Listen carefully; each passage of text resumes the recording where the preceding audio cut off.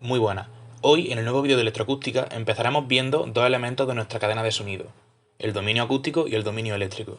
Comenzaremos el vídeo hablando del primero, el dominio acústico. A este dominio pertenecen los transductores electroacústicos y fonocastores. Los transductores electroacústicos son básicamente los micrófonos, tanto de cinta como dinámicos como de condensador, necesitando estos últimos alimentación de 48 voltios. Para los transductores usaremos la señal de micro. En cuanto a los fonocastores, nos referiremos a ellos más comúnmente como pastillas, las cuales son encargadas de transformar las vibraciones de las cuerdas de los instrumentos en corriente eléctrica.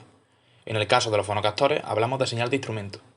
Los conectores más utilizados tanto para señal de micro como para señal de instrumento son el XLR, el TS y el TRS. Una vez sabido en qué consisten estos dominios, hablaremos sobre la impedancia. Cuando hablamos de impedancia, hablamos de una medida de oposición que presenta un circuito a una corriente cuando se aplica una tensión. La impedancia extiende el concepto de resistencia a los circuitos de corriente alterna, y posee tanto magnitud como fase, a diferencia de la resistencia, que solo tiene magnitud. Para conectar elementos a la cadena de sonido, tenemos que tener en cuenta la siguiente regla. La impedancia de entrada debe ser al menos 10 veces más grande que la de salida. Cumpliendo esta regla, nos aseguraremos que no haya más pérdida de voltaje. Para asegurar esta regla, muchos equipos traen una impedancia de entrada variable, ya que las señales de instrumento tienen una impedancia mucho más grande que las de micrófono. Otra opción para adecuar la impedancia de una señal de instrumento sería usar cajas de inyección. Teniendo esto claro, pasemos a las fuentes puramente eléctricas, los reproductores de música y los sintetizadores.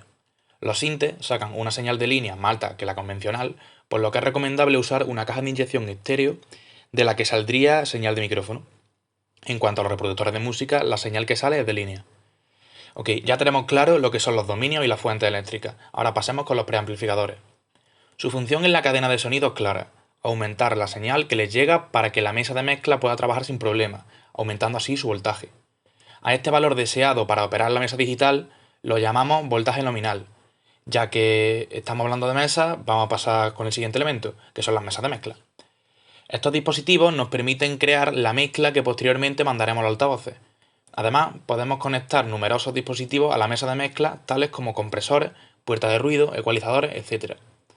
Algunos por auxiliar y otros por inserto. El siguiente elemento son los altavoces. Los altavoces son los elementos que transforman la señal eléctrica en ondas acústicas, para que podamos escucharlo.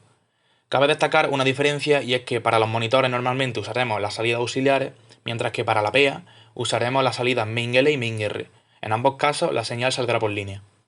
También cabe destacar que los altavoces pueden ser activos, es decir, que tienen una tapa de potencia interna, o pasivos, que requieren una tapa de potencia externa. Para los altavoces activos necesitamos un cable que conecte a la corriente eléctrica para alimentar a su etapa interna, generalmente con un conector Powercom. Algunos altavoces traen crossover pasivo, también incorporado. Para obtener un mejor sonido es muy recomendable usar crossover activos externos, tales como pasaba con los preamplificadores y las mesas de mezcla. Los crossovers son los encargados de dividir la señal que envía la mesa a diferentes rangos de frecuencia. Una vez la señal haya sido procesada en el crossover, si el altavoz es activo, del crossover saldrán diversas señales de línea que entrarán directamente al altavoz, donde se amplificará internamente. Si el altavoz es pasivo y requiere de una etapa de potencia externa, las señales de línea del crossover entrarían en la ya mencionada etapa, donde se aumentaría la señal hasta el nivel de carga. Tras esto, la señal llegaría finalmente al altavoz, donde su impedancia se sumaría si el conexionado en serie y al contrario si en paralelo. Y el conector más usado para la señal de carga es el conector Spicon. Es importante también saber sobre la impedancia y los altavoces, que si la impedancia de los últimos es menor de la indicada, podríamos dañar el equipo. Un valor también a tener en cuenta es el damping factor. Se trata de un parámetro de calidad de una etapa de potencia, que mide la razón de la impedancia de la etapa a la impedancia de salida. Este término hace referencia a las frecuencias graves. Otros dos aspectos de nuestra cadena de sonido que deberíamos tener en cuenta, ya que podrían empeorar nuestra calidad sonora, son el SNR y el THD. El SNR, o en inglés Signal to Noise Ratio, significa la relación señal-ruido. A mayor SNR, mejor será el sonido, ya que este consiste en la proporción que hay entre la potencia de salida y el nivel de ruido que la contamina.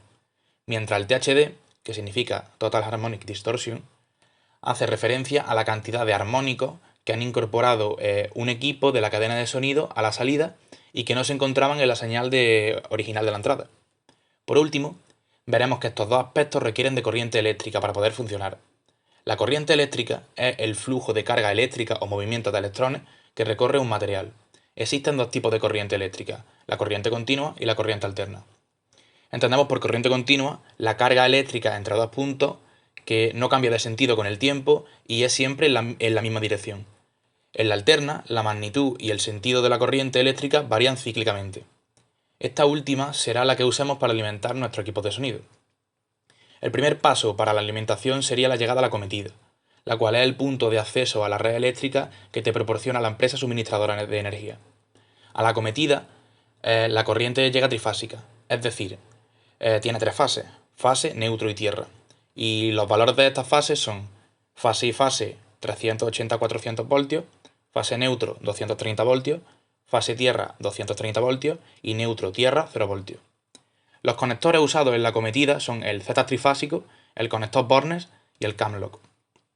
Tras la cometida, la corriente llega a la distribución y la distribución es la parte del sistema de suministro eléctrico cuya función es el suministro de energía desde la subestación de distribución hasta los usuarios finales. Aquí entra la corriente en trifásica y se divide en tres monofásicas. Esta corriente monofásica es la que usaremos para alimentar nuestro equipo de sonido finalmente. Los conectores que podemos ver en la parte de la distribución son el Shuko monofásico, el ZTAC monofásico, el Camlock nuevamente y el Powercom, que ya lo hemos visto antes.